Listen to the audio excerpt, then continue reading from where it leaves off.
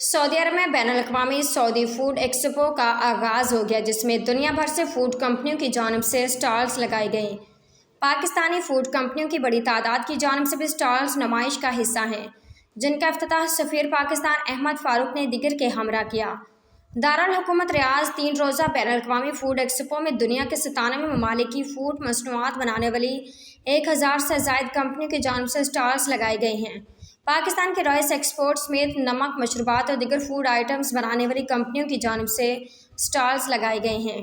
Pakistani Julian का इफ्तिताह सफ़ीर पाकिस्तान अहमद फ़ारूक ने trade development authority Pakistan के चीफ एग्जीक्यूटिव मोहम्मद ज़ुबैर मोतीवाला और मिनिस्टर ट्रेड इन्वेस्टमेंट डॉक्टर शगुफ्ता ज़रीन के हमरा किया।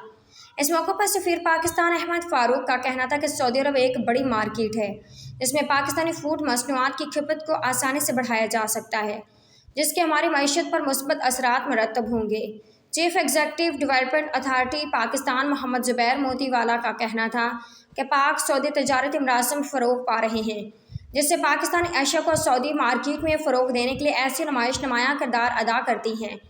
नुमाइश में शरीक मुख्तलिफ पाकिस्तानी कंपनियों के नुमाइंदों का कहना था कि सऊदी फूड एक्सपो एक बड़ी नुमाइश है, जिससे हमारी मुख्तलिफ प्रोडक्ट को सऊदी अरब समेत दीगर ममालिक में भी फ़रोग़ मिलेगा।